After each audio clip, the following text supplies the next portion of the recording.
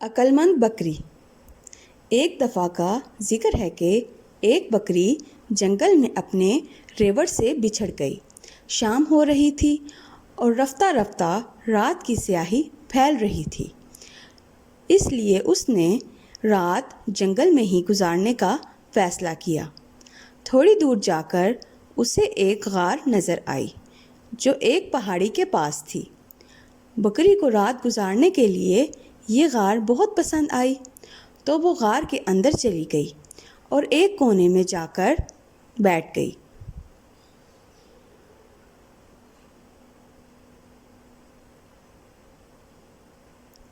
اتفاق سے اس غار کے ایک کونے میں ایک خونخوار شیر بھی رہتا تھا، جو اس وقت غار کے اندر ہی تھا۔ شیر کو دیکھ کر بکری بری طرح ڈر گئی۔ اب وہ غار سے بھاگ کر زیادہ دور بھی نہیں جا سکتی تھی، کیونکہ باہر بہت زیادہ اندھیرا ہو چکا تھا اور دوسرے جنگل کے جانوروں کا بھی اس کو ڈر تھا۔ پھر اچانک ہی بکری کے دماغ میں ایک ترکیب آئی۔ اس نے اپنی گردن اکڑا لی اور شیر کی آنکھوں میں آنکھیں ڈال کر اسے گھورنے لگی۔ شیر نے یہ سب دیکھا تو اسے اپنی آنکھوں پر یقین نہ آیا۔ آج تک کسی جانور کو غار میں آنے کی ہمت نہ ہوئی تھی۔ شیر نے گرج کر کہا، تم کون ہو اور میری غار میں کیوں آئی ہو؟ بکری بھی اکڑ کر بولی، میں بکریوں کی ملکہ ہوں۔ میں نے قسم کھائی ہے کہ 100 چیتے، 50 ہاتھی اور 25 زندہ شیر چباؤں گی۔ اب تک 100 چیتے اور 50 ہاتھی تو چبا چکی ہوں اور اب صرف 10 شیروں کی تلاش ہے۔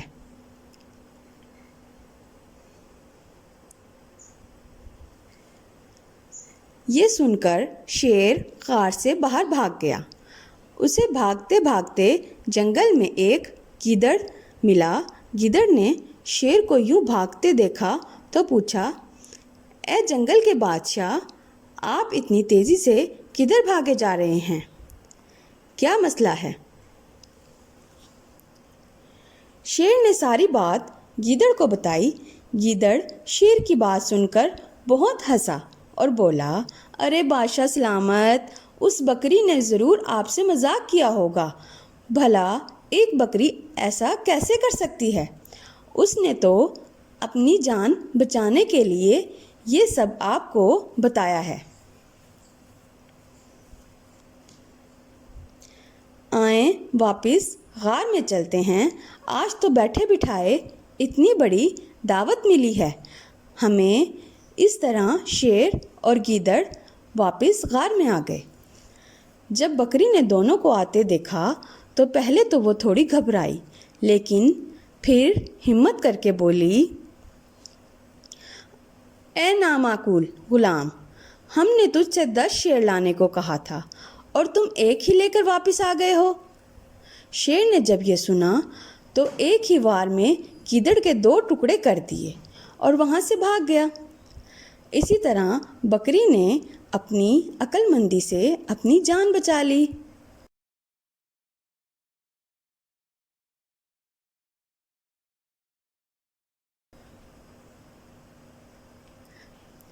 مزید اچھی ایسی کہانیاں سننے کے لیے چینل کو سبسکرائب کریں اور شیئر کریں۔ شکریہ۔